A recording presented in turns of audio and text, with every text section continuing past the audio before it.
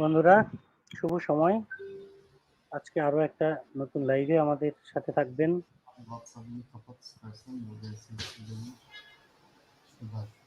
দুজন বন্ধু। আমাদের সাথে রয়েছেন ইলিয়াস আহমেদ এবং আমাদের সাথে রয়েছেন তুর্কির বন্ধু। ইলিয়াস ভাই, শুভ সময়। আপনি কেমন আছেন? শুভ সময়, ধন্যবাদ মমিন ভাই। Welcome to our comrade from তুর্কি। হ্যাঁ জি ইলিয়াস ভাই, কন্টিনিউ করেন। ওর সাথে কি অনুবাদকারী আসছে? হ্যাঁ, আসতে আসতে। ওকে, উপস্থাপনা কি আপনি করবেন না আমি করব? আপনি করেন। ওকে, ধন্যবাদ। ওনার নাম যেন কি? মেহরালি। Okay, comrade, we are already in on the air. So thank you very much to join our Facebook page. It's not a famous Facebook page, but here we have some comrades who really want to change the situation all over the world, one world without exploitation. So we are trying to inform our peoples by this platform in our country peoples and problems from all over the world to show in our Facebook page. So we can start if you agree. Yes, comrade, we can start. Okay, we have one another comrade you introduced already with him a moment, and someone will coming. So we can give you floor to talk about the situation, worker situation in Turkey, about their lives, their work, their education, everything. You can talk us within 15 minutes. Okay. Türkiye'deki işçilerin yaşamıyla ilgili sizden 5-10 dakikalık bir bilgi almak istiyoruz. Bunların yaşantılarıyla ilgili ücretler, eğitimler vesaire. Evet. Ya biz de öncelikle programımıza dahil ettiğiniz için, konuk ettiğiniz için teşekkür ederiz sendikamız adına. First of all, on behalf of Nakliyat İş Union, we also thank you for inviting us to this valuable program. Yani sendika olarak biz uluslararası sınıf dayanışmasına önem veren bir sendikayız. Bu anlamda sendikamız genel başkanı da bildiğiniz gibi DSF'nin başkanlık kurulu üyesi, aynı zamanda genel başkan yardımcısı. Türkiye'de de uluslararası sınıf dayanışması adına en fazla eylem yapan, destek veren bir sendikayız. Bu anlamda da Türkiye'de de uluslararası sendikamızın yapmış olduğu eylemlere destek veriliyor. Bu anlamda dediğim gibi önem verdiğimiz bir konudur uluslararası sınıf dayanışması. So, for Nakliyat, I would like to introduce Nakliyat İş Union. Firstly, we are a union which gives so much importance to international solidarity among all the peoples and workers in the world. So we have organized a lot of solidarity actions in Turkey in solidarity with other workers all over the world. I would like to inform you that our president, Ali Rıza Küçükosmanoğlu, is the vice president of WFTU, World Federation of Trade Unions, and he is also the general secretary of TUI, Transport, Ports, Fishery and Communication. So, as I said, it's a very important topic for us to unite all the workers in the world. And then now I will go on with the situation of the workers in Turkey. Evet, şimdi Türkiye'de de dünyada yaşanılan işçi sınıfının sorunları, Türkiye'de de benzer sorunlar bir anlamda yaşıyoruz. Tabii özellikle son dönem pandemi süreciyle birlikte pandeminin faturası tüm dünyada olduğu gibi işçi sınıfı, Türkiye'de de işçi sınıfına çıkartılmak isteniyor. Özellikle son dönemdeki işte Ukrayna-Rusya savaşı arasındaki o savaş dönemiyle birlikte Türkiye'de enflasyon da çok yükselmiş durumda. Bugün ülkemizde işçiler gerçekten hani dünyada da birçok yerde var. Asgari ücret bizde çok düşük. Bu anlamda asgari ücretle çalışan işçi sayısı yüzdelik olarak %80 oranında asgari ücretle çalışıyor işçiler. Evet. Şu anda yani çevrim yapacağız. So at this point, I would like to give you some information about the situation of the workers in Turkey. Dear brothers and sisters, the situation of the workers in Turkey is not independent from the workers in all over the world. For example, in the last period, we had a coronavirus pandemic period, as you all know, and the capitalist class tried to put all the burden of the pandemic on the shoulders of the workers, just as in all over the world. At the same time, currently, as you know, there is a war between Russia and Ukraine. And as a result of this war, the inflation rate is very high in Turkey. And purchasing power of the people in Turkey, and especially the workers, is decreasing day by day. At the same time, the minimum wage is very small in Turkey, and 80% of the workers are working for minimum wage. So there is a great poverty in Turkey, and it is increasing day by day. Evet. Şimdi ucuz bir iş gücü Türkiye'de var. Bu anlamda hani işte bu örgütsüzlükle birlikte ucuz bir iş gücü. Şu anda Türkiye'de aslında yaşadığımız sorunların başında bir sendikalar faciası var. Maalesef Türkiye'de sendikalar artık işçi sınıfından örgütlenme mücadelesinden uzaklaşmış durumdalar. Daha fazla işverenlerle birlikte hareket ediyorlar. Biz de sendika olarak yani işverenlerin, patronların o işçi düşmanlığına ve sarı sendikacılığa karşı yıllardır bir anlamıyla tek başımıza mücadele veriyoruz. Bu anlamda da dediğim gibi Türkiye'de örgütlenme olabildiğince aşağı çekilmiş durumda. Türkiye'de 15-16 milyon kayıtlı işçi gözüküyor. Ancak bu 15-16 milyon işçinin %12'si civarında sendika üyesi ve bu %12'nin de karşılığı işte 2 milyon işçiye denk geliyor ama toplu iş sözleşmeli, sendikalı olarak çalışan işçi sayısı 1 milyonun altında.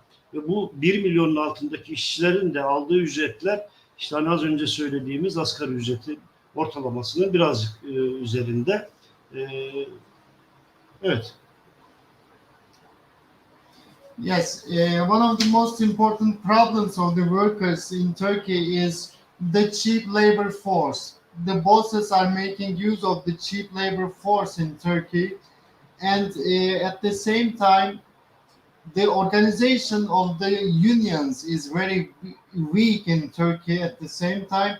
And one of the most important problems is the reality of yellow unionism in Turkey. And we have been struggling against yellow unionism for years. And I would like to give you some statistics related to the workers in Turkey. For example, there are officially 16 million workers in Turkey. Officially, this number is an official number, and just 12% of these workers are affiliated to a union. Just 12%. So when we look at the collective agreement, the number of the workers who are benefiting from collective agreement is the number is less than 1 million workers.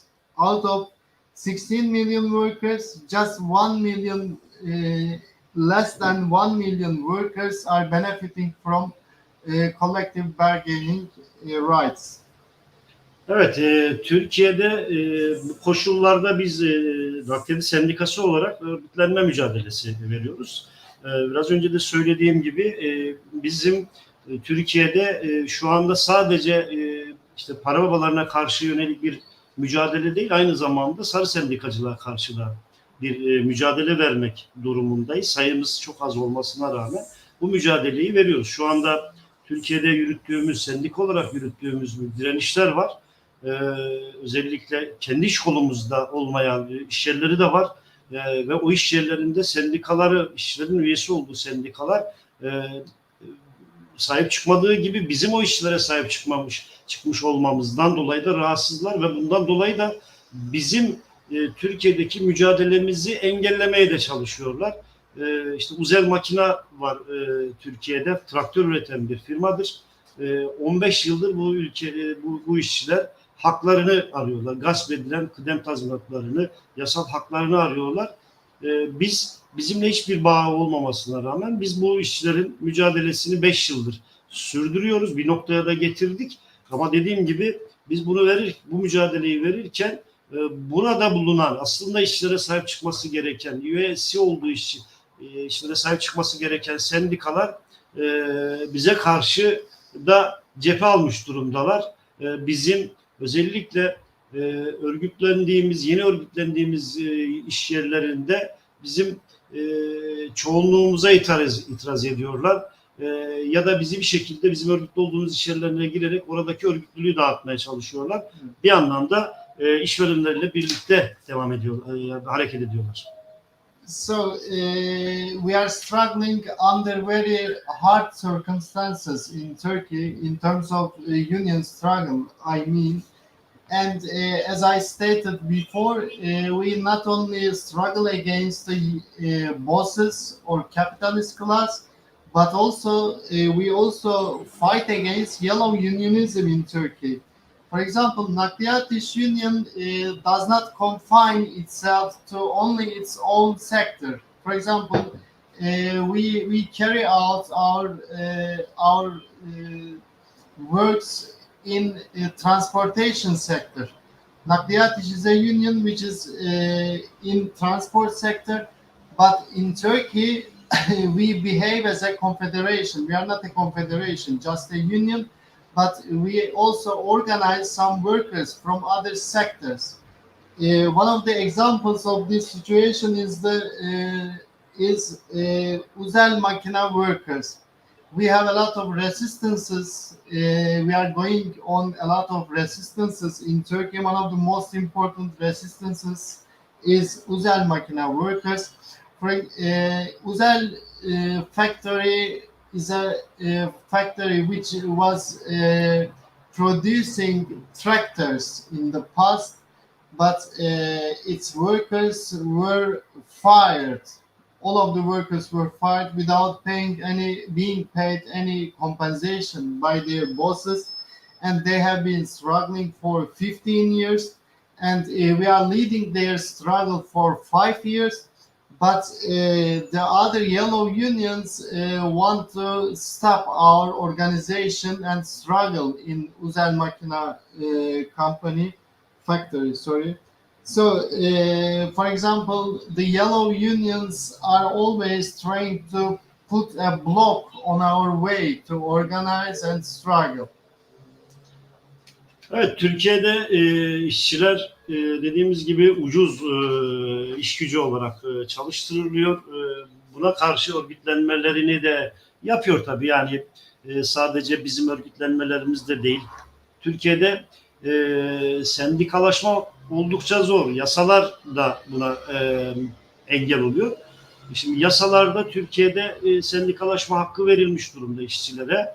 Ama aynı oranda işverenlere de haklar verilmiş. İşte bir yetki aldığımız bir iş yerinde yetkimiz geliyor. yetkimiz geldikten sonra 6 iş günü içinde, yetki demeyelim de çoğunluk tespitimiz geliyor. Türkiye'deki yasalardan kaynaklı bize çoğunluk tespiti geliyor. İşverene itiraz etme hakkı tanınmış. Bu itiraz etme hakkıyla birlikte işveren itiraz ediyor. Yıllarca yetki gelmeyerek, yani o yetki geldiğinde içeride işçi kalmamış oluyor. Yani böylelikle aslında sendikalaşmanın da önünde bir engel var. Bundan dolayı da işverenler çok rahat hareket edebiliyorlar. İşte bizim 10 yılda bir iş yerinde yetkimiz geldi.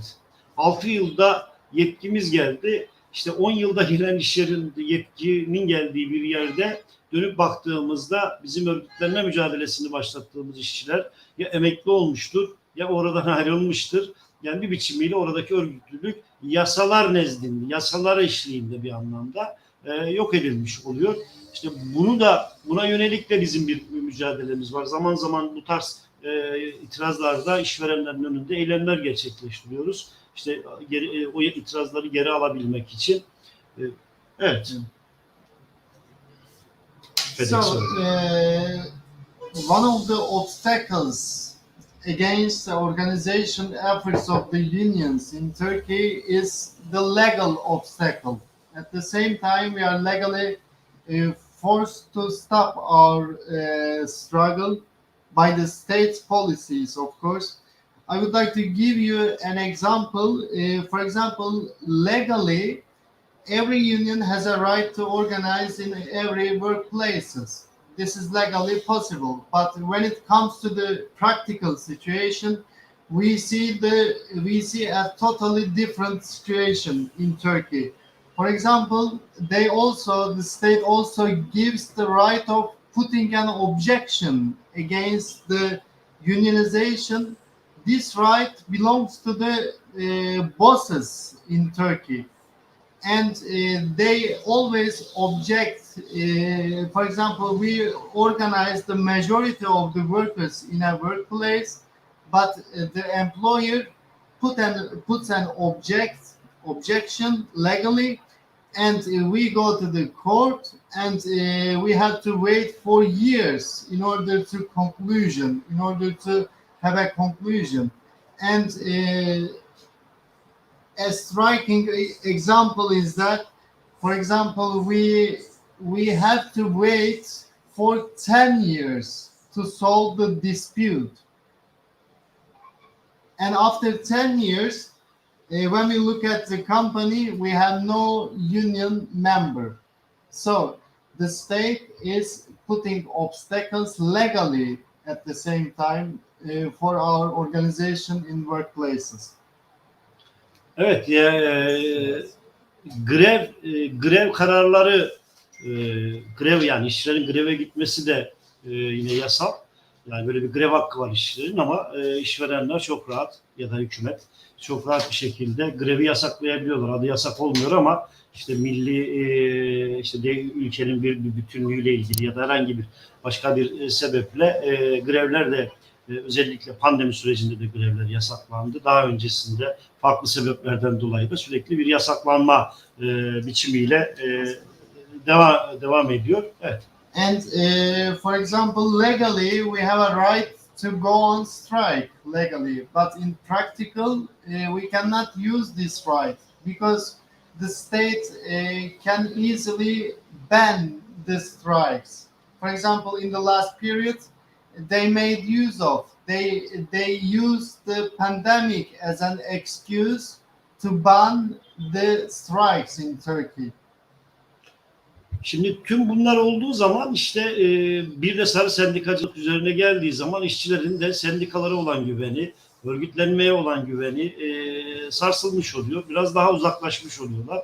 Örgütlenmekten çok ya da sendikalara güvenmekten çok işverene daha çok yaklaşmış oluyorlar.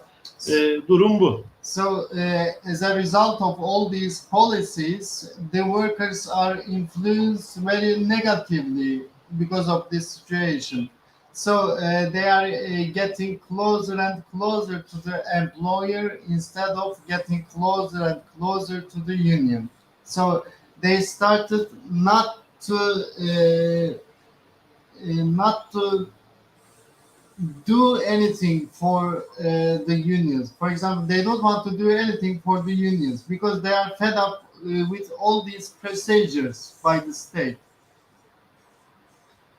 Sonucunda da şu noktaya gelmiş oluyoruz. İşte işçiler o zaman daha böyle kölece çalışma sistemini kabul etmek durumunda kalıyorlar. İşte yasalarda 45 saat çalışma var ama işte fazla mesai almadan işte yeri geliyor 60 saat, 70 saat çalışıp evine işte az önce söylediğimiz asgari ücreti götürüyorlar. Tabii biz buna karşı mücadelemiz sürüyor. For example, legally, the workers have to work for 45 hours in a week in Turkey. But when it comes to the practical situation, we see that they work 50 or 60 hours. These are all due to the policies implemented by the government in Turkey, as well as the tactics of yellow unionism in Turkey. Evet, yeterlidir. So that's okay for us. It's all for us about the situation of working class. If you have any question, we can answer.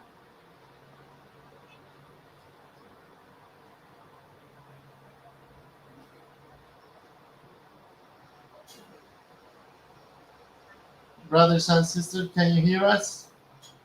Ilias ভাই, Yes, You wanna mute call? that's all for us, comrades. So if you have any question, if you have any specific question about the policy, Okay, comrade, we have several questions. Just let me translate in Bengali because maybe all of our viewer who is listening now or after will listen maybe don't know English. So okay. I make it in Bengali substance. So please wait, we'll discuss. Okay, we are waiting. Okay. শ্রোতাদের উদ্দেশ্যে বলছি যে কথাগুলি আমরা আলোচনা করলাম এই মুহূর্তে ওই আমাদের যে কমরেড আসছেন তিনি যে বক্তব্যটা দিয়েছেন বক্তব্যের সারমর্মটা আমি তুলে ধরতেছি।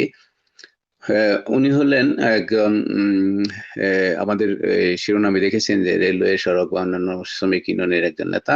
ওনার বক্তব্যে এটা আসছে যে আমাদেরকে ধন্যবাদ জানিয়ে ইউনিয়নের পক্ষ থেকে যে জিনিসটা নিশ্চিত করতে চাইতেছে সেটা হলো তারা সবসময় আন্তর্জাতিকবাদে বিশ্বাসী এবং শ্রমিকদের সারা বিশ্বের শ্রমিকদের সাথে ঐক্যবদ্ধ হিসেবে ভাবে কাজ করে শ্রমিক অধিকার আদায়ের জন্য লড়াই করতে তারা প্রতিশ্রুতিবদ্ধ। এরই কারণে আলী রাজা নামে তাদের যে ইউনিয়নের যে একজন সদস্য তিনি WFT World Federation of Trade Unions এর সহসভাপতি। তুরস্কের শ্রমিক সম্পর্কে তিনি বললেন যে তুরস্কের শ্রমিকদের জীবনযাত্রা আসলে মোটামুটি একেবারে নিম্নমানের। কারণ হলো যে বিভিন্ন অজুহাতে তুরস্কের যে সরকার সে সরকার শ্রমিকদেরকে পুঁজিবাদের শোষণ করার সুযোগ করে দিয়েছে এবং সেটা শ্রমিকদের উপর ভারী হয়ে যাচ্ছে। যেমন ধরেন মহামারীর সময় শ্রমিকদের উপর বিভিন্ন রকম যে বেতন কিংবা পারিশ্রমিক সবকিছু মিলিয়ে একটা কঠিন পরিস্থিতির মধ্যে দাঁড় করিয়েছে এবং তুরস্কতে 80% শ্রমিক নিম্নতম বেতনে কাজ করে এবং 16 মিলিয়ন শ্রমিক কাজ করলেও মাত্র 12% শ্রমিক ইউনিয়নের মধ্যে কি বলে অংশগ্রহণ করে এবং এই ইউনিয়নগুলির মধ্যে হলুদ ইউনিয়ন অর্থাৎ যে সমস্ত ইউনিয়নগুলি মালিক এবং সরকারের সাথে যোগসাজশ করে শ্রমিকদের স্বার্থ লঙ্ঘন করে নিজেদের ভাগ্য উন্নয়ন করে তারা অত্যন্ত ধনী। এদিকে শ্রমিকরা তাদের অধিকার মালিকদের সাথে মিলিয়ে শ্রমিকদের অধিকার নিচের দিকে যাচ্ছে এবং তারা লড়াই করছে। কিন্তু আইন হলুদ ইউনিয়নগুলি বিভিন্ন সময়ে মালিক এবং সরকারের সাথে যোগসাজশ করে বৈধভাবে তাদের যে আন্দোলন সেই আন্দোলনকে বাধাগ্রস্ত করার পরেও এই যে যাতায়াত ক্ষেত্রে এবং অন্যান্য ক্ষেত্রে প্রতিবাদ অব্যাহত রয়েছে। যেমন ধরুন ওজার ফ্যাক্টরি নামে একটা ফ্যাক্টরি আসলে সেখানে কোনো কিছু না দিয়ে তাদেরকে ছাঁটাই করা হয়েছিল, সেখানে আন্দোলন করে উঠেছিল। কিন্তু দেখা যায় যে হলুদ ইউনিয়নগুলি মালিকদের সাথে মিলে মামলা করে এবং মামলার ফলে 3-4-5 বছর সময় পার হয়ে যায় এবং শেষ মামলার শেষে দেখা যায় যে ইউনিয়নের কোনো অস্তিত্বটাই টিকে থাকাটা কষ্ট হয়ে দাঁড়ায়।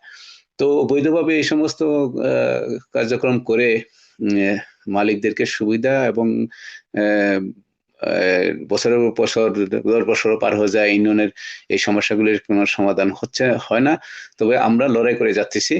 তারপরে যেমন ধরেন আইনগতভাবে সব অধিকার থাকলেও যে হরতালের অধিকারটাও আছে, সেখানে হরতাল করতে দেওয়া হয় না বিভিন্ন অজুহাতে। রাষ্ট্র যেমন এবার বিশ্বমারীর অজুহাতে শ্রমিকদের বিভিন্ন অধিকার নিয়ে যে হরতাল করা সেটা নিষেধ করে দিয়েছে।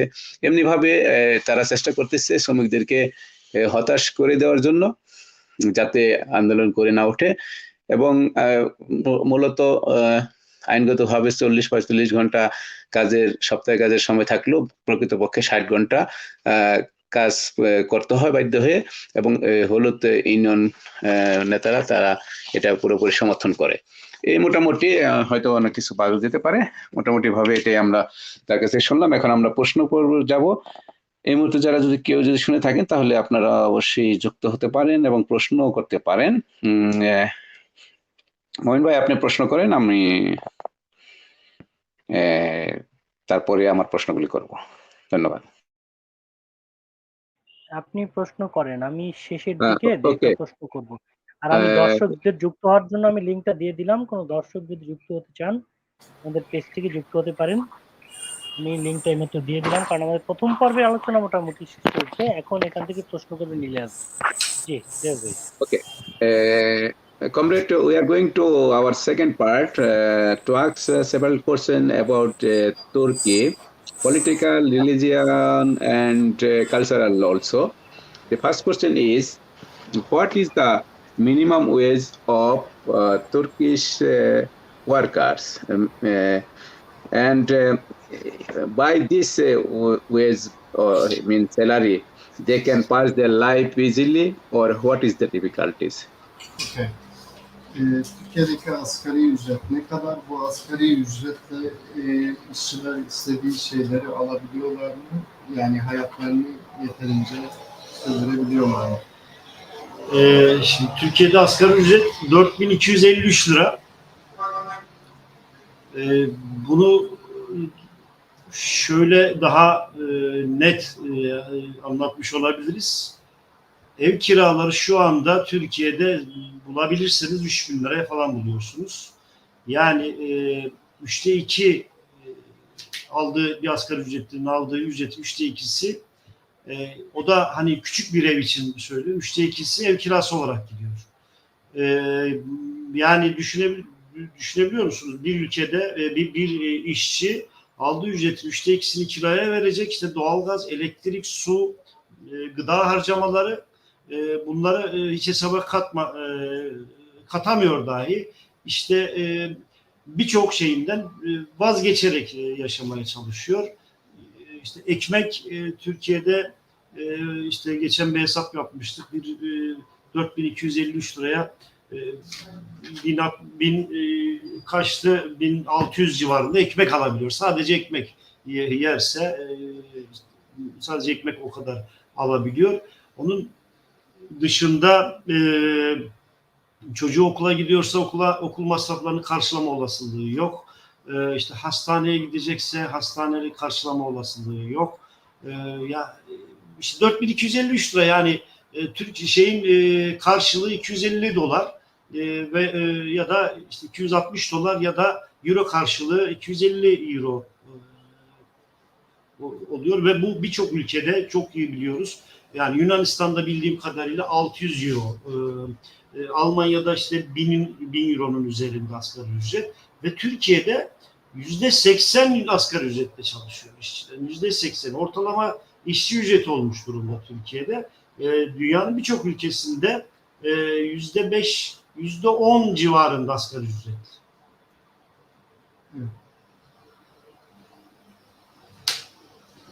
Yes, the minimum wage in Turkey is 4,253 Turkish liras, and the equivalence of dollar for this amount is $260. So the minimum wage in Turkey is about $260. And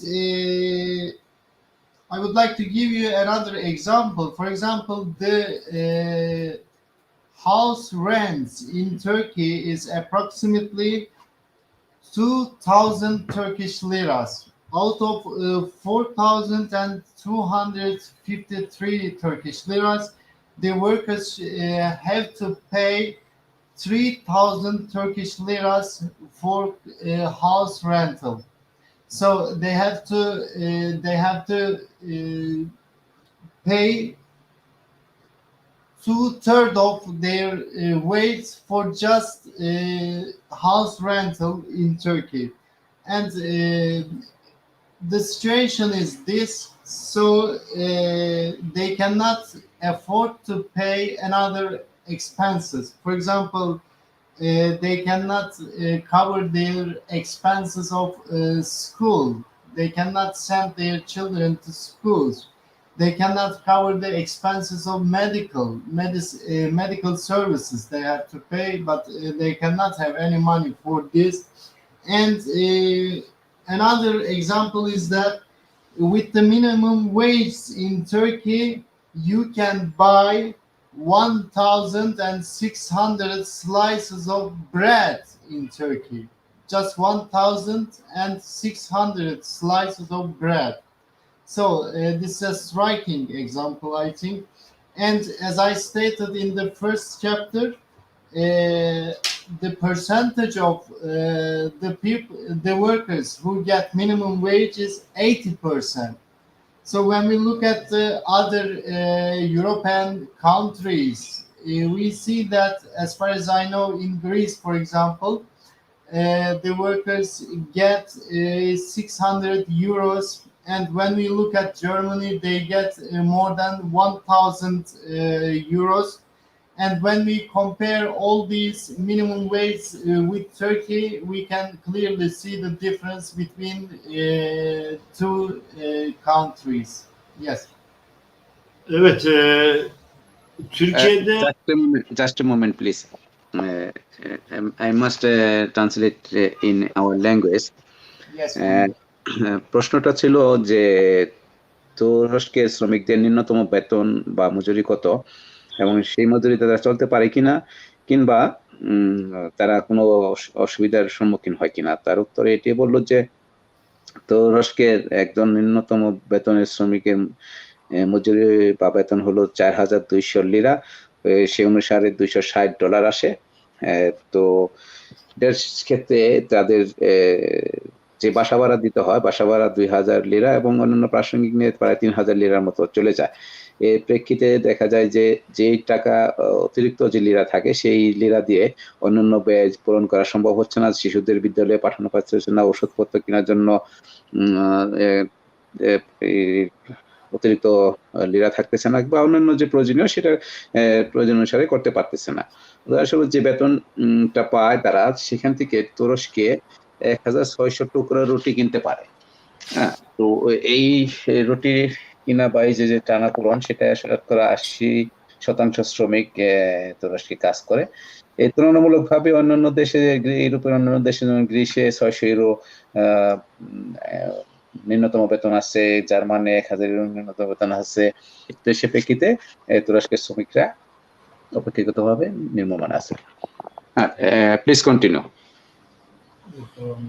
Türkiye'de hemen hemen her gün özellikle temel gıda ürünlerine zamlar geliyor. İşte yakıta zamlar geliyor, elektriğe zam geliyor, doğalgaza zam geliyor. Az önce söylediğim rakam ekmek alma işte 4.253 alınacak ekmek sayısı da aslında yine birkaç gün işte ekmeklerin bazı yerlerde 4 liraya çıktığını da biliyoruz. Bu anlamda her geçen gün aldığımız asgari ücret bir gün önceki asgari ücretinde reel olarak alım gücü olarak değeri kaybolmuş durumda. Doğalında da bu şunu getiriyor. İşçiler ne kadar çok patrona bağlı hale gelirse, yani birikimi yok çünkü, işe ihtiyacı var, işsiz kalma korkusu var. Bundan dolayı da daha fazla patron için çalışıyor, daha fazla sömürülüyor, daha fazla o kölece koşulları kabul etmek durumunda kalıyor. Az önce de söyledim, bundan dolayı da daha fazla örgütsüzlüğe gidiyor. Yes, I would like to inform you also that we see every day an increase of the prices of fundamental consumption materials. For example, gas or natural gas or electricities or water. They always increase the prices of these fundamental consumption materials. So every day when we wake up in the morning, we encounter another increase in the prices of fundamental consumption materials. Because of this reason, the workers are afraid of being fired, because if they are fired, they will lose their minimum wage. So it will be impossible for them to live to live on with unemployment. Because of this reason, unfortunately, they are as they are very afraid. They are afraid of unionizing, and they are getting closer to their employers day by day. Unfortunately. Evet, Türkiye'de let me ও বলতেছে যে এই তুরস্কের অবস্থাটা এরকম যে এই এর আগে যেটা বলছিল যে যুদ্ধের কারণে, রাশিয়া ইউক্রেনের যুদ্ধের কারণে বিভিন্ন সমস্যার সৃষ্টি করে শ্রমিকদের বেতনের ক্ষেত্রে, অন্যান্য ক্ষেত্রে। অন্যদিকে আবার বিদ্যুৎ, গ্যাস, ঊর্ধ্ব মূল্য হচ্ছে যে প্রতিদিন নিত্য প্রয়োজনীয় জিনিসপত্রের মূল্য বৃদ্ধি হচ্ছে। সেই সময় পাশাপাশি ছাঁটাই হচ্ছে, ছাঁটাই হওয়ার প্রেক্ষিতে ন্যূনতম যে বেতনটা সেটাও পাচ্ছে না। সুতরাং শ্রমিকরা ভীতির মধ্যে জীবন কাটাচ্ছে, এবং আইনগত কিছু সমস্যা কারণে ইউনিয়নের সদস্যরা দিন পর দিন কমে যাচ্ছে। Okay, continue please. Evet, Türkiye'de şu anda açlık sınırı 6.170 lira Nisan ayına göre. İşte yoksulluk sınırı da 18.474 lira. Asgari ücret 4.253 lira. Açlık sınırı 18.400, açlık sınırı 6.170, yoksulluk sınırı 18.474 lira. Şimdi asgari ücret de 4.253 lira. Türkiye'de artık ortalama işçi ücreti olmuş durumda. %80'i asgari ücretle çalışıyor. Bu durumda çalışanların büyük bir bölümü açlık sınırı altında çalışıyor. Şimdi bu sadece çalışanlar için böyle, ama bir taraftan da emeklilerimiz var. Emekliler de ortalama en alt rakam işte 2.500 ama ortalama 3.000-3.500 lira civarında bir ücret alıyorlar. Bu anlamda hani çok ciddi bir durum söz konusu Türkiye'de. Evet.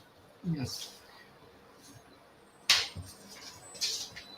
I also want to share some other statistics and numbers in Turkey. For example, the hunger line in Turkey is 6,170 Turkish liras. I am repeating, the hunger line is 6,170 Turkish liras. And when we look at the poverty line, we see a greater number. It is more than 18,000 Turkish liras. And I would like to remind you the amount of minimum wage again. The minimum wage in Turkey, the current minimum wage in Turkey is 4,253 Turkish liras. So when we look at the situation, we can easily see that the majority of the people in Turkey are living behind the hunger line and poverty line in Turkey. And another tragedy is about the situation of pensioners in Turkey. for example, the minimum wage for pensioners is 2,500 Turkish liras. 2,500 Turkish liras. So the pensioners must live on with this poverty wage. We say we call it poverty wage, and also they have a very bad situation in Turkey. Okay, you mean the statistics said they need was 6,130 to 6,170 lira for a person. Sorry, can you repeat that, please? Can you repeat your statistics report? Yes, I'm talking about the hunger line in Turkey. Hunger Okay, line. okay. Okay, I You know? got it. I got it. Okay. Yes, Let me translate it, please. সংক্ষিপ্তভাবে যেটুকু বলতে বুঝেছি যে তুরস্কে একটা জরিপ হয়েছে, যে জরিপে দেখা যাচ্ছে যে একজন মানুষের জন্য 6,130 থেকে 6,170 লিরা প্রয়োজন দৈনন্দিন জীবনের জন্য। সেখানে একজন শ্রমিকের ন্যূনতম বেতন হলো 4,200। অর্থাৎ তার মানে হলো যে এই যে মানবত দারিদ্র সীমার নিচে অথবা প্রয়োজনীয়তার নিচের থেকে সীমারেখার নিচে থেকে জীবনযাপন করছে। অন্যদিকে যারা অবসর ভাতা অর্থাৎ পেনশনার যারা আছে তারা মাত্র 2,500 লিরা অবসর ভাতা নিচ্ছে, যে ভাতা দিয়ে তাদের জীবনের চলাটা খুবই দুর্বিষহ এবং খুবই মানবত জীবনযাপন করছে। Okay, you have finished this question, or if you have add something? Yani şunu da söyleyelim, yani Türkiye'de şu anda enflasyon oranı resmi rakamlara göre yıllık %70. Burada uzun bir dönem aslında hep düşük tutuldu ama daha sonra hani bir anlamda mızrak çuvala sığmadı. Bağımsız enflasyon araştırma grubuna göre ise %170 civarında enflasyon oranı var. Yani bunu da söylemiş olalım. Yes, as a last data, I would like to share with you the annual inflation rate in Turkey. This is the officially declared inflation rate in Turkey, and the government declares it. It is 70%. The annual inflation rate in Turkey is at the moment 70%, not 17, but 70%. However, according to the independent researchers, the real inflation rate is 170%, more than 100%. So they are always, the government is always trying to hide the truth truth about the real inflation rates in Turkey. That's all for this question. ও বলতেছে আরেকটা বিষয় যেটা মূল্যস্ফীতি, inflation তো মূল্যস্ফীতি মনে হয় বুঝি। তো এটার পরিমাণ হলো 70%, অর্থাৎ এই খনিজ সম্পদের ব্যাপারে বললে 170%। এইটার দ্বারা এই সরকার সবসময় একটা কাজ করে, সেটা হলো এই যে সত্য তথ্যগুলি সেটা সবসময় গোপন করার চেষ্টা করে। Okay, we can go another question. Yes. Okay. Another question is, you told us the million, just a moment. How many million workers is working in Turkish? Officially, Yes. 16 million workers. Okay, 16 million. How many percent women is working all of this sector? And what is the situation in workplace? Okay. About- Bu 16 milyon kayıtlı çalışanın içerisindeki kadın çalışan oranı nedir ve kadınların çalışma şartları ile ilgili neler söyleyemez? Yani Türkiye'de yani yarıya yakın kadın işçi var ama Türkiye'de kadın işçiler tabii daha zorlu koşullarda çalışıyor. Özellikle hem evde çalışıyorlar hem iş yerinde çalışmış oluyorlar. Yani maalesef ülkemizde daha bu şeyi aşmış durumda değiliz. Kadın işçiler daha fazla sömürülüyor, daha fazla eziliyor. Ama kadın işçiler Türkiye'de örgütlenme içerisine girdiğinde mücadele daha kararlı oluyor. Daha zafere yakın bir süreç yaşıyoruz kadın işçilerin mücadeleye girdiğinde. Çalışma koşulları birçok anlamda mesela şu sorulabiliyor. Yani işe alınırken bir kadın işçi çocuğun var mı? Evli misin? Çocuğun var mı? Çocuk yapmayı düşünüyor musun? Gibi sorular sorulabiliyor. Ve bu soruların karşılığında da işe alınıp alınmamasına karar verilebiliyor. Yani bu da gerçekten bu çağda yaşanılabilecek utançlardan biridir. Dediğim gibi kadınların çalışma koşulları bazen daha düşük ücretler alabiliyorlar kadınlar erkeklere oranla. Yani kadın işçinin iş gücü biraz daha ucuz Türkiye'de. Ama bazı sektörlerde daha çok kadın işçi çalışır. İşte tekstilde kadın işçiler daha fazladır. Ya da hizmet sektöründe kadın işçileri daha fazla görebiliriz.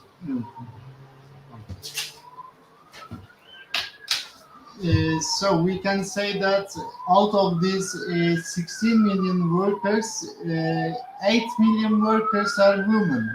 So it is half of the total number.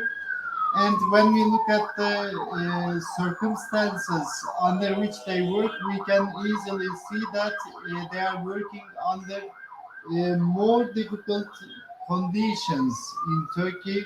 So they have to work both at home and in their workplaces.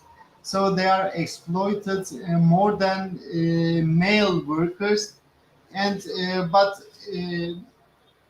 when we look at our experiences, when we organize the women, the majority of the women in a workplace, we get a better result as a result of this struggle, because they are struggling more militantly than the male workers, as far as we can see. And I would like to give you another example related to the female workers in Turkey. For example, when they go to the conversation to start a job, the employers ask them, are you married or not? Do you have a child? Do you have children or not?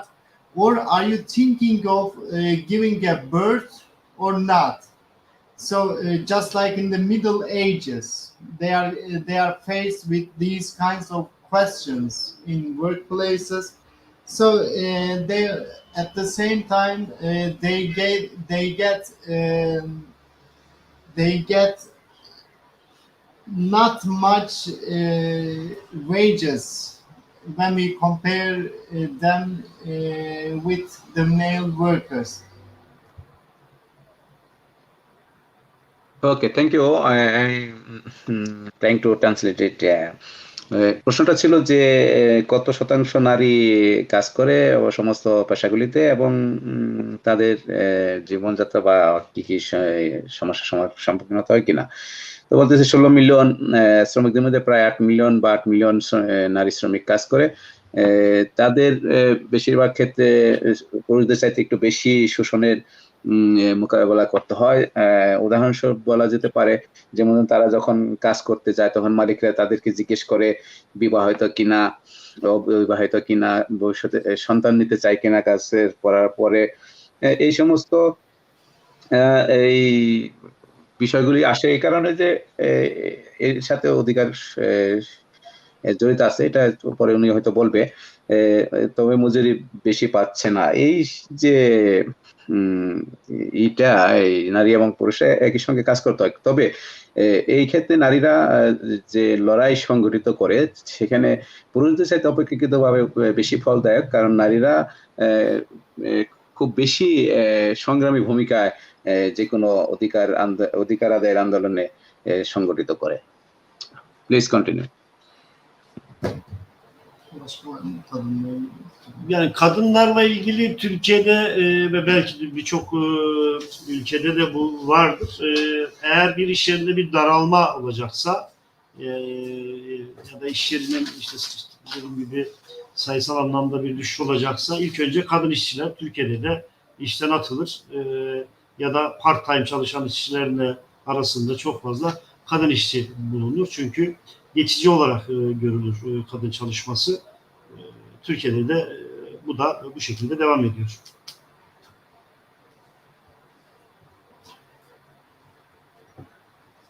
At the same time, for example, when a company goes at downsizing, when they want to reduce the number of the workers in the workplace, it is the women who are fired in the first hand.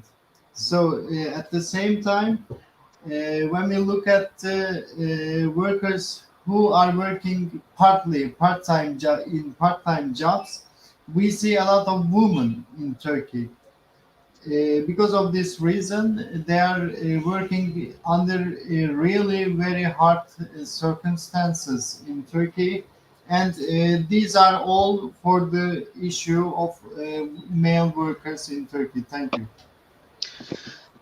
আরেকটা বিষয় সংযুক্ত করলো, সেটা হলো নারীদের ব্যাপারে, যে যদি মালিকরা কখনো ছাঁটাই করতে চায় তাহলে প্রথমে নারীদেরকে ছাঁটাই করে, ফলে তারা কঠিন পরিস্থিতিতে পড়ে স্বল্প সময় অর্থাৎ পার্ট টাইমে যে কাজগুলো আছে সেই কাজগুলো করতে বাধ্য হয়, এবং এই তাদের এই ছাঁটাইয়ের প্রেক্ষিতে তাদের জীবন কঠিন পরিস্থিতির মধ্যে দিয়ে চলতে হয়।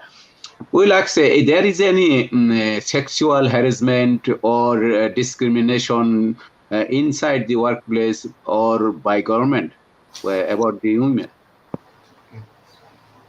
Kadına yönelik taciz veya tecavüz olayları iş yerlerinde, yani patronlar tarafından ya da devlet tarafından yapılıyor. Böyle bir durum var mı? Yani çok fazla, aslında çok fazla yaşanılan bir durum. Türkiye'de kadına yönelik taciz, iş çalışırken özellikle çok fazla taciz. Ama maalesef Türkiye'de kadına yönelik şiddete verilen cezalar ya da kadına yönelik tacizlerle ilgili cezalar çok komik durumlara gelmiş durumda. Yani çok bu konuyu özellikle erkek ödüllendiriliyor bazen, hani yaptığına karşılık ceza verilmeyerek ödüllendiriliyor. Türkiye'de çok fazla kullanılır. İşte kravatı takar, gider işte tecavüz etmiştir bir kadına ya da şiddete maruz bırakmıştır, kadını katletmiştir. Sonrasında işte ceza hakimin karşısına kravatla çıkar ve ceza indirimine gidilir. Bu konuda Türkiye'de çok fazla kadına şiddet ya da kadına taciz olayı duyuyoruz, biliyoruz. Bir de maalesef tabii Türkiye gibi ülkelerde namus kavramı biraz daha fazladır. Bundan dolayı da çok fazla dillendirilmez. Yaşadığı halde çok fazla dillendiremeyen kadınlar da olduğunu biliyoruz. Buna yönelik mücadeleden başka şansımız yok. Bunun için hani insanlığın yarısı kadından oluşmakta ve dünyayı da kadınlarla birlikte paylaşıyoruz. Bunun için bizim gibi mücadele edenlerin kadına yönelik o ayrımcı yanına karşı da mücadele etmemiz gerekiyor. Kadınların üretimde daha fazla olması gerekiyor ve mücadeleye daha fazla katılmış olması gerekiyor ki bu tacizdir, şiddettir, bunların önüne geçelim ve bunlarla ilgili yasalar çıkarttıralım. Bu da mücadeleden geçiyor. Yes, sexual harassment against a woman is a big problem in Turkey. It is done by both the employers and at the same time the policies of the current government paves the way for sexual harassment and violence against a woman. For example, not just sexual harassment, but we can also see a lot of examples of incidents of violence against a woman. and the punishment, the legal punishment, is very poor for the violence against or sexual harassment against the woman. So as the men are not persecuted or are not punished very much, they always continue to do the same thing. So it is supported by the government policies in Turkey. This is a very big problem in Turkey. For example, if they Comrade Mehrali gives an example which is very actual in Turkey. For example, when a person commits a sexual harassment against a woman, if he goes to the court and if he is wearing a tie, the court gives less punishment because of good behavior. You have some good behavior, you look very good, so I give you less punishment. This is the case in Turkey, and we always underline that the woman issue is very important for us. The half of the humanity is women, we always say.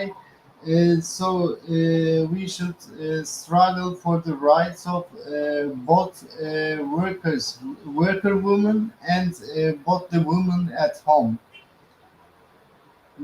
Okay. Bu konuda şunu söyleyebiliriz. Please, please give me a moment to translate.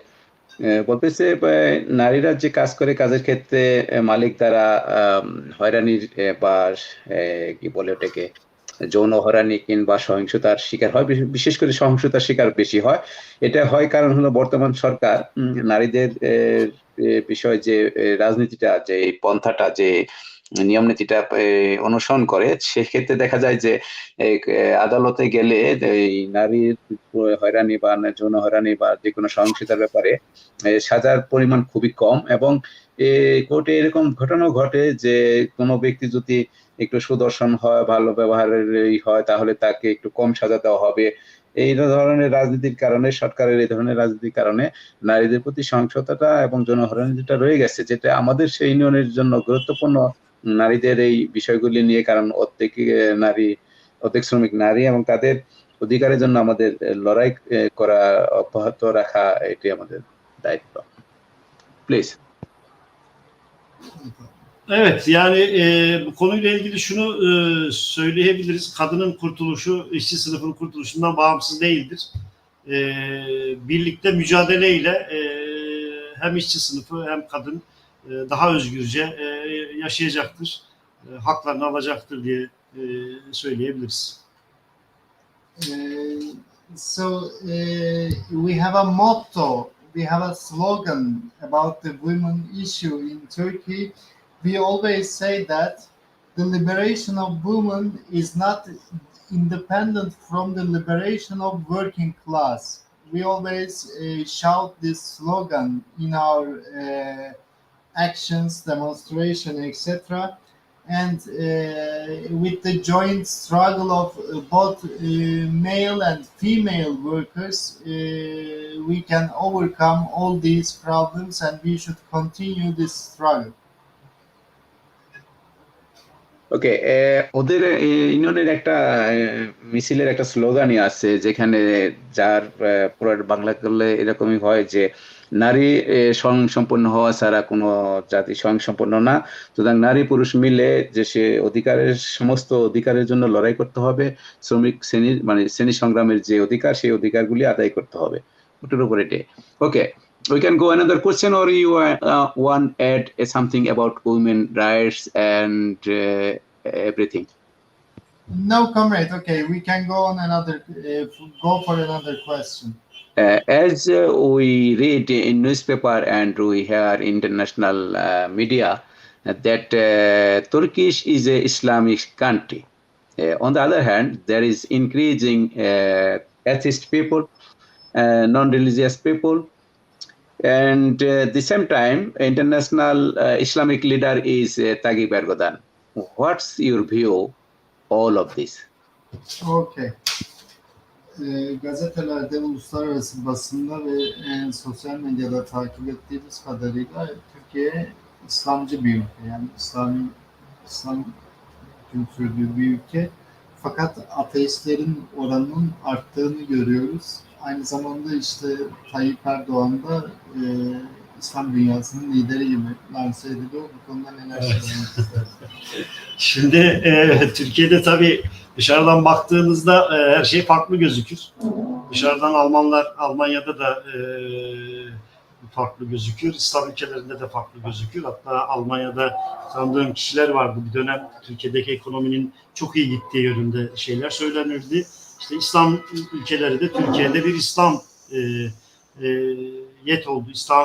İslami değerlerle yönetilen bir ülke olduğu gibi lanse edilir. Bu tabii tamamen işte emperyalizmin bize göstermek istediği bir durumdur. Türkiye'de ateistler niye artıyor? Yani bir taraftan İslam'la yönetilen bir ülke ise, İslami değerlere göre yönetilen bir ülke varsa ateistlerin artmaması gerekir. Tam tersi, çünkü o ülkede daha farklı şeyler konuşuluyor olması gerekir. Yani Türkiye'de gerçekten İslamiyet gibi yaşanmadığı için aslında. Şimdi bir şey vardır. Komşunu açken sen tok yatamazsın. Ama öbür tarafta sarayda yaşayan birileri var ya da Türkiye'deki ihalelerden her gün farklı işte ihaleler alarak hiçbir şey yapmadan kazanan insanlar var. Çok lüks hayat yaşayanlar var. Doğalında bunu gören gerçekten dini bütün insanlar var. İslamiyet'e inanmış insanlar var. Doğalında nereye götürüyor? O, yani benim anladığım İslam'la onların yaşadığı İslam farklıymış noktasına çekiyor. Özellikle gençler artık Türkiye'de de bu bir döneminde tartışıldı. Deizme doğru bir gidiş var. Bu da şunu gösteriyor. Türkiye'de gerçekten bir İslami değerlere sahip insanlar Türkiye'yi yönetmiyor. Türkiye'de şu anda bunu tabii dışarıdan bakıldığı gibi işte sosyal medya ne verirlerse o, sonuçta basın emperyalistlerin elindedir. Size ne verirlerse onu görüyorsunuz. Siz özel olarak bunun için bir çaba sarf ettiğinizde gerçekleri de görmeniz daha kolay oluyor. Şu an için Türkiye'de İslami değerlere göre bir Türkiye yönetilmiyor. Onu net söyleyebiliriz. Çünkü yaşam tarzlarıyla, dine bakış açılarıyla işte bakıyoruz, işte biraz önce söyledik, özel makine işçileri 15 yıldır haklarını alamıyor. Hazreti Muhammed ne demişti? İşçinin alın teri kurumadan hakları verilsin demişti. Bu hangi iktidar döneminde oldu? İşte bugün AKP iktidarı döneminde Türkiye'de insanlar haklarını alamıyor 15 yıldır. Hangi İslami değerlere sığar bu? Ya da yine neotrend tekstil işçileri var, işte 2 yıldır. Onlar da Nakliye Sendikası öncülüğünde, bizim öncülüğümüzde devam ediyor. Onlar da işte 1 yıldır pandemi süreciyle birlikte hakları gasp edildi. Patronu kaçtı gitti. Bir yerlerde farklı işler yürütüyor. Hangi değerlere sığacak? Hangi İslami değerlerde var? İşte işlerin haklarının alamaması. Alamıyor yani, işlerin haklarını alamıyor. Şimdi bunlar varken tabii ki farklı şeyleri insanlara empoze etmeye çalışıyorlar. Dünyaya farklı. Türkiye İslami lider değil. Yani Türkiye'de hani öyle bir şey yaratmaya çalışıyorlar ama öyle bir durum yok. Türkiye'de yaşayan insanlar olarak bizim söyleyeceğimiz bu. Yes. When you look at Turkey from outside, you can see a different picture. For example, I would like to give you an example. I have some relatives in Germany. When they look at Turkey from outside, they say that, oh yes, the economy is very good in Turkey. So this is not the reality. It also works for Islamic situation in Turkey. As you say, when you look at Turkey from outside, you can see an Islamic country. But you are right, the number of atheist people, and at the same time, as well as the deism is increasing day by day, because the ruling party of Turkey, AKP, has nothing to do with the positive values of Islam. For example, the Prophet of Islam, Muhammad, says, pay your workers as soon as possible. And when we look at the situation in Turkey, we can see a reverse picture. So they do not respect the real values of Islam in Turkey. They are just making use of Islam to implement their reactionary policies. And for example, as I stated in the first chapter, the situation in Uzel Makina workers were fired, and they weren't paid compensations. So it is okay for Islamic values? No, but these are all happening under the ruling of AKP in Turkey.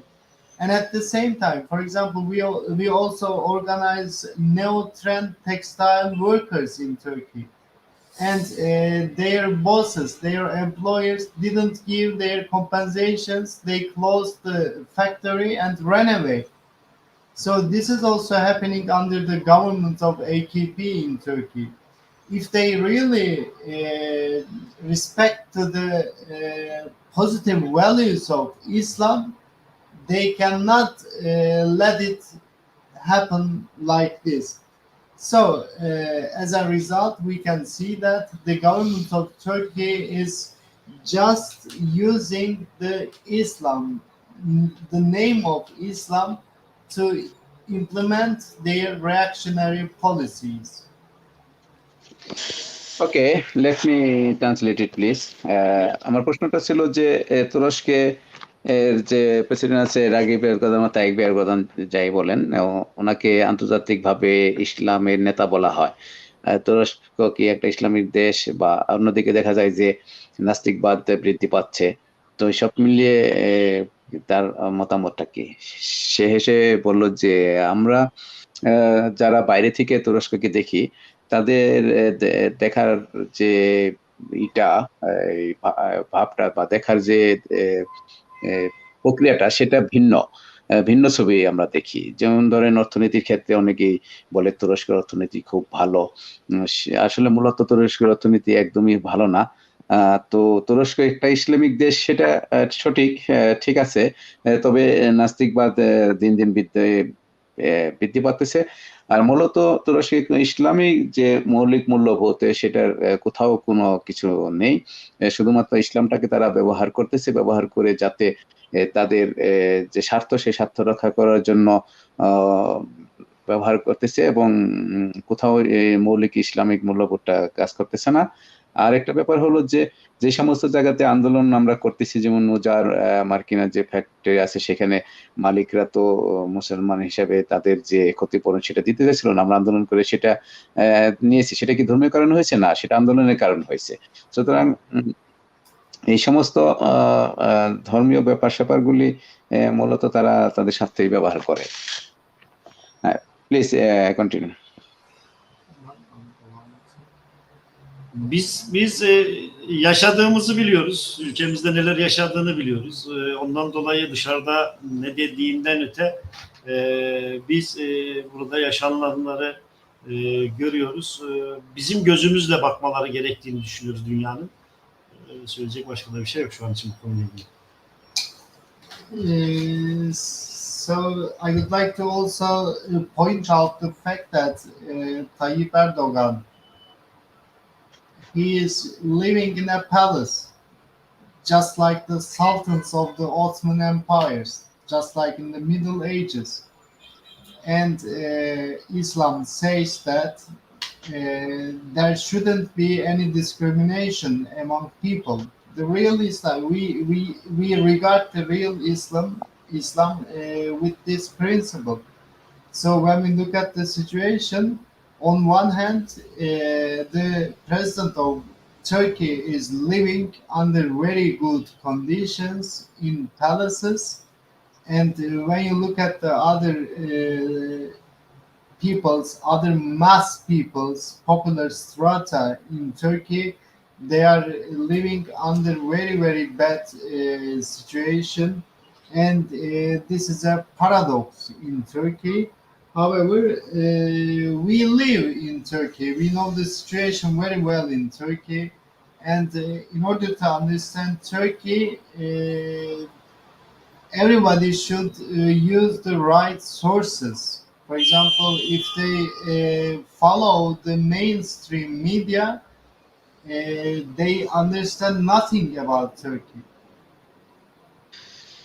ওকে, এটা বলতে গেলে যে ইসলামের যে মূল্যবোধ, মৌলিক নীতি যেটা আছে, সেই নীতি থেকে তুরস্কের কোনো কিছুর সাথে মিল নাই। যেমন উদাহরণস্বরূপ বলা যেতে পারে তাকে এবার ধরেন দেশের রাষ্ট্রপতি, কিন্তু সে অটোমান সম্রাটের মতো করে প্যালেসে বাস করে, সে বিশাল একটা জায়গাতে বাস করে, এবং দেশের জনগণ প্রতিদিন তাদের জীবনযাত্রার মান কষ্টকর এবং নিম্নমানের হচ্ছে, এবং সেটা একটা প্যারাডক্সের মতো কাজ করতেছে এই রাষ্ট্রপতি এবং গরিবদের মাঝে। এবং এই যে সমস্ত বিষয়গুলো আমরা তুরস্কের সম্বন্ধে দেখি, সেটা হলো এই সামাজিক কি বলে যে প্রচার মাধ্যমের যে ফল, সেই প্রচার মাধ্যমের ফল থেকে যে ভ্রান্তধারণাগুলি হয়, সেগুলি আমাদের আছে। Okay, will go to now to Mu'min. Maybe he will ask some question, and we'll take any some question with our viewer from our viewers. Moment, you can ask question, please. Question কার কাছে করব?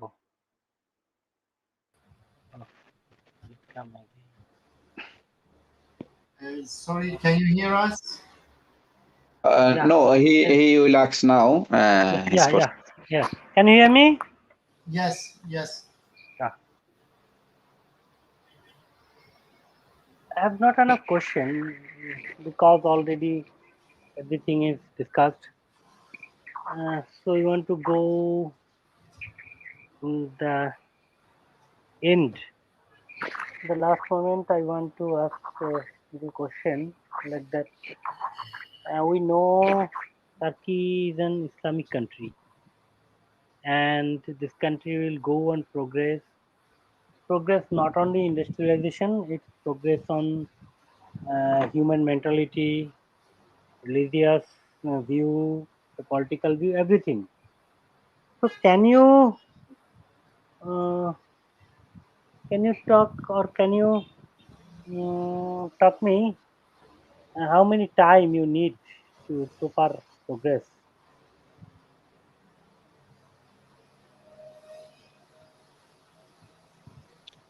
Do you understand, or we can repeat it again? We couldn't hear comrades.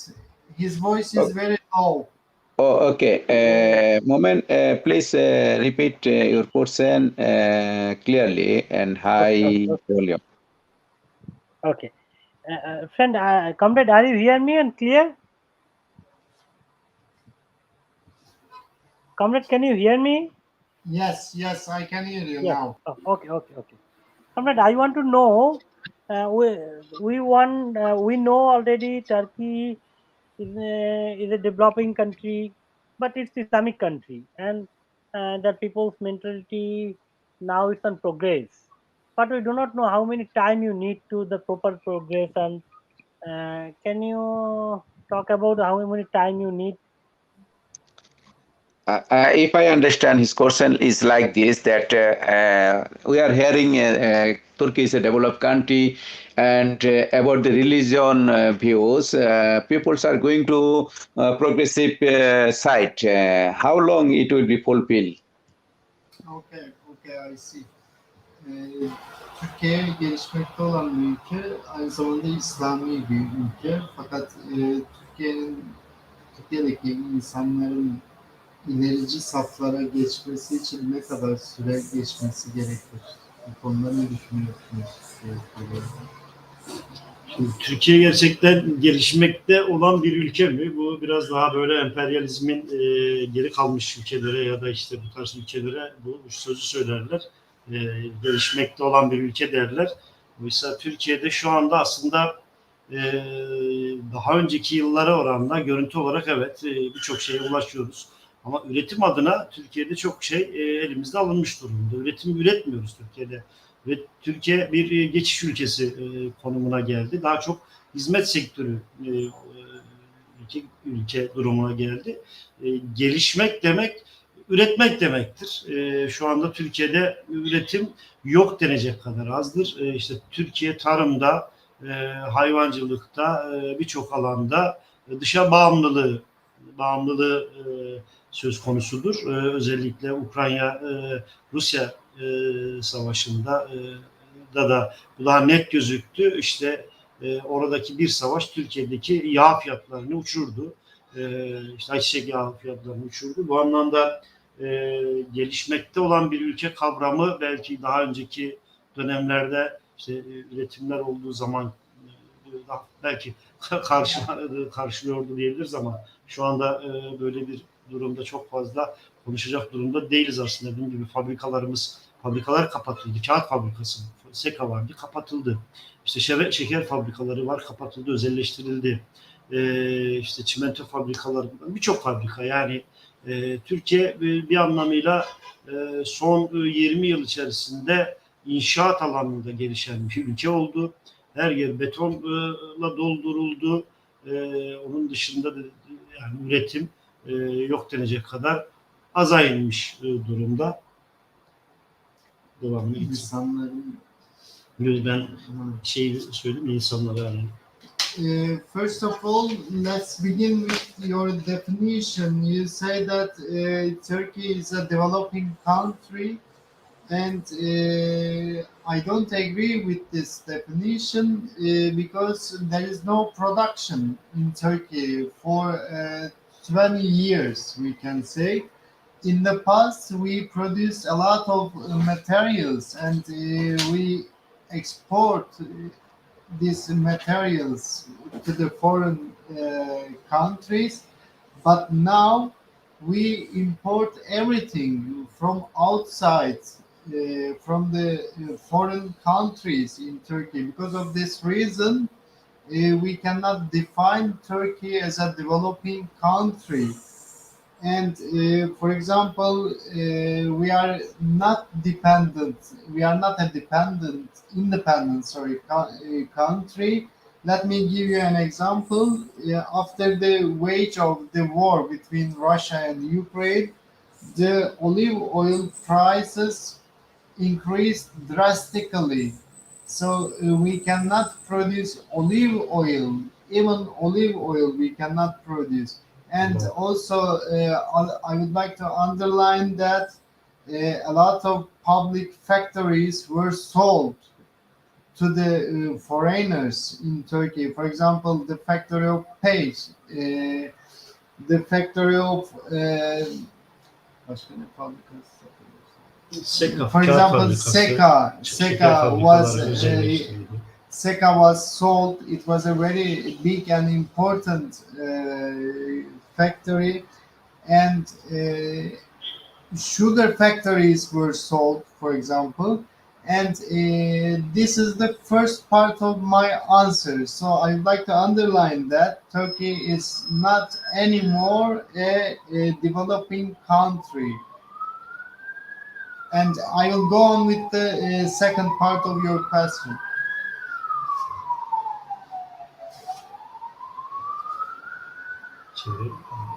Okay, you want to say second part now, or we will translate and then you tell? After your translation, comrade.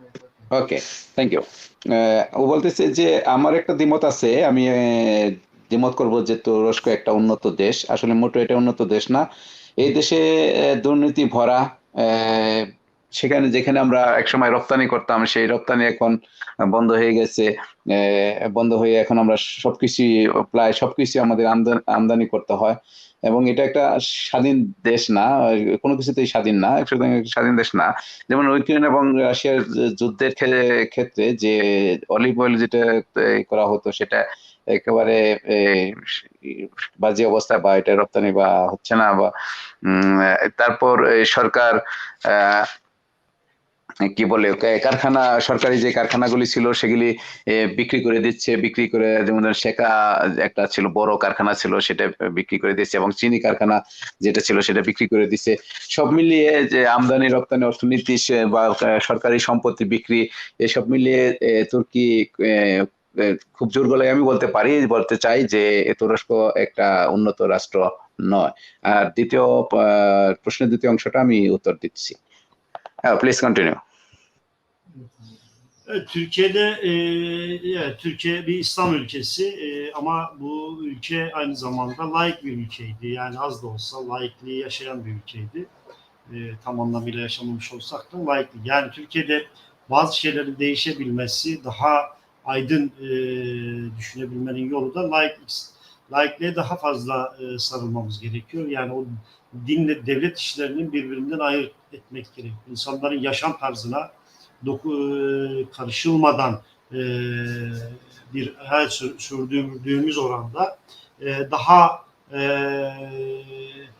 nasıl diyelim, daha gelişebilir, ülke de gelişebilir. İşte şeyin önü açılır, örgütlenmelerin önü açılır. Şu anda biz bir yerde örgütlenme yapmaya gittiğimizde burada insanlar dini düşüncelerine göre de hareket edebiliyorlar.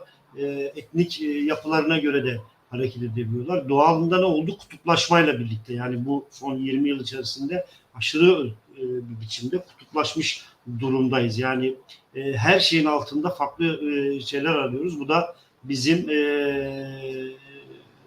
yaşam kalitemizi de düşürüyor.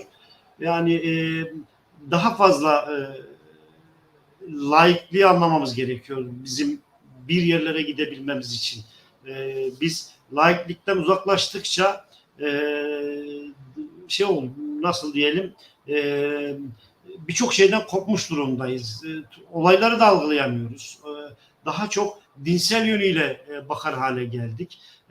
Yani din dediğimiz şey insanın kendi içinde yaşayacağı, kimsenin diline, yaşam tarzına, ibadetine karışmayacağı bir şey olması gerekiyor. Yani ben ne düşünüyorum, sen ne düşünüyorsundan uzak bir hayat sürdürdüğümüz ölçüde gelişiriz. Daha medeni şey oluruz. Yani daha üretken oluruz diyebilirim. Evet. Yes, comrade. One of the most important problems in Turkey is the laicism or secularism problem. As you know, Turkey is officially a secular country, and but with the AKP government, with the ruling party of Turkey, the secularism has been destroyed in the last 20 years in Turkey. So we also struggle for the promotion of secularism in Turkey. This country was founded by Mustafa Kemal on a secular basis. However, the ruling party of Turkey, AKP, is forcing people to live in a society which was which is founded on the basis of Islamic rules. So we also struggle against this fact, and we have some, for example, problems with the organization of workers. For example, when we go to a workplace to organize the workers, they are looking at they would like to know our religion, our sect, our point of view, and there is a great discrimination in Turkey, which was created by the ruling party AKP, and there is a great polarization in Turkey in the last 20 years. So we think that the more we get away from laicism or secularism, the more we get away from scientific point of view. So we have to support and promote secularism in every field of the life, and of course, we cannot give a definite time. For example, 10 years later, 20 years later, we cannot say such a thing, but it depends on our struggle. We have to organize our people politically at the moment. Together with the union movement, we are also the representatives of a political struggle in Turkey. And with our political strategies, we have to promote laicism, secularism, and we have to enlighten the people. It is one of the most important duties for us. Thank you. ওকে, দ্বিতীয় প্রশ্নটা ছিল যে তুরস্কে প্রগতির দিকে অগ্রসর হচ্ছে, সেই অগ্রসরের পরিপূর্ণতা পেতে কতটুকু সময় লাগবে, মহিনার প্রশ্নটা। বলতেছে যে আমাদের দেশ মোটামুটি একটা ধর্মনিরপেক্ষ দেশ, কিন্তু এই ক্ষেত্রে অনেক বড় সমস্যা হচ্ছে বর্তমান সরকার চাচ্ছে গত 20 বছর যাবৎ যে মোস্তফা কামালের যে ধর্মনিরপেক্ষ রাষ্ট্র প্রতিষ্ঠা করতেছিল বর্তমান সরকারের এজেপি যে পার্টি, তারা ইসলামী নীতিগুলিকে প্রয়োগ করছে এবং ধর্মনিরপেক্ষতার সমস্ত বিষয়গুলিকে ধ্বংস করে দিচ্ছে। তো আমরা যারা সাংগঠনিকভাবে লড়াই করতেছি, বিভিন্ন কারখানায় যেতেছি, সেখানে ধর্মের ভিত্তিতে নয় বরং আমাদের লড়াইয়ের সেখানে কিছু সমস্যা হয়, কিন্তু লড়াইটা চলতেছে এবং সেখানে ধর্মের কোনো বিষয় আমাদের কাজ করছে না।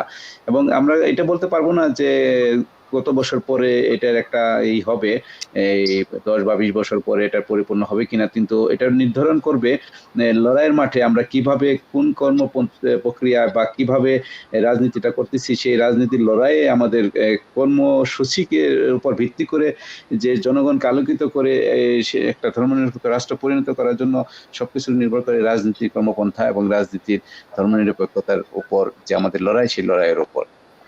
ওকে, মোমেন, you have any other question? না, ইলিয়াস ভাই, আপনি একদম শেষের দিকে যান। So Momin has no any other question. We'll talk again about all of issue what is influencing our workers in Turkey. Now we can finish our show. If you have anything to say to our viewer or workers of all over the world. Son olarak yani bitirirken eklemek istediğiniz bir şey var mı? Eklemek istediğimiz Yani dünya işçi sınıfına vermek istediğiniz mesaj. Yani başında da söyledik, bizim sendik olarak anlayışımızda uluslararası sınıf dayanışma, uluslararası dayanışmayla birlikte mücadele etmek bizim için çok önemli. Biz pandemi sürecinde şunu söylemiştik, DSF'nin de sloganıydı. İşçilerin sağlığı para babaların karından önemlidir demiştik.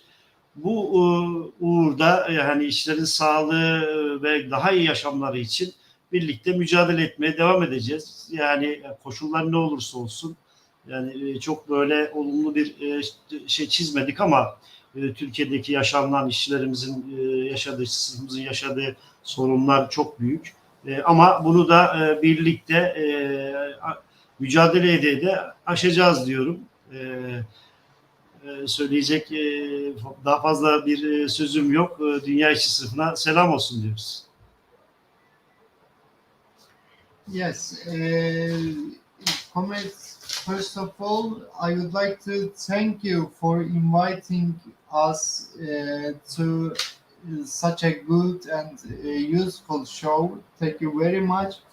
And the message I would like to share with you is that it's very important to give a common struggle against the employers in all over the world.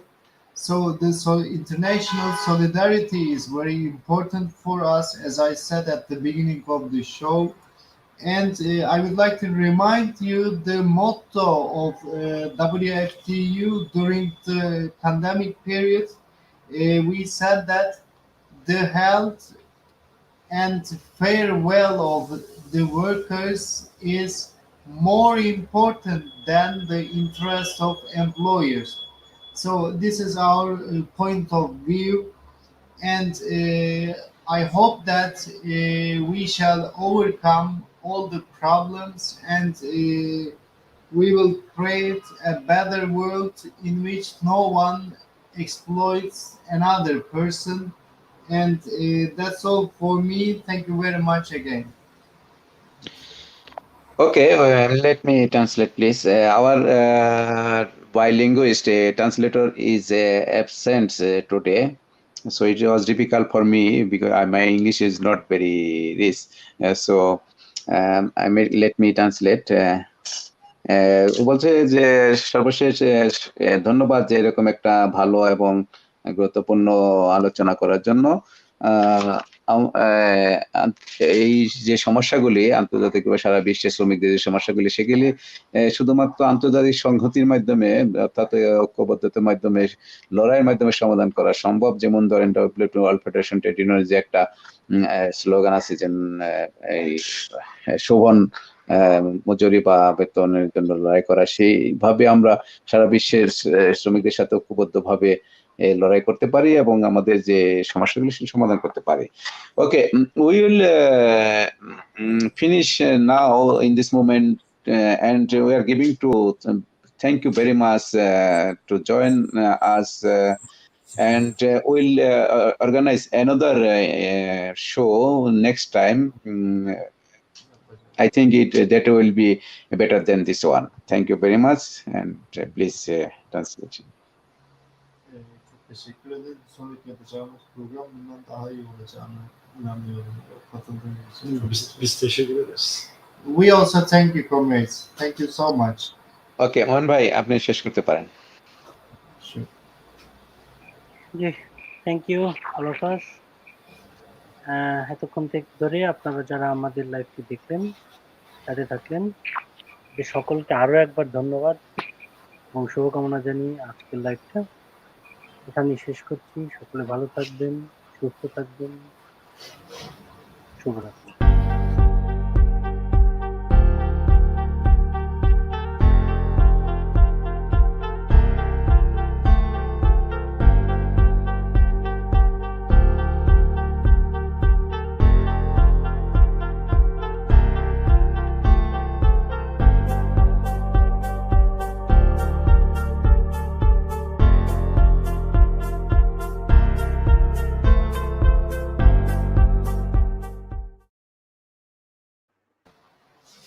Okay,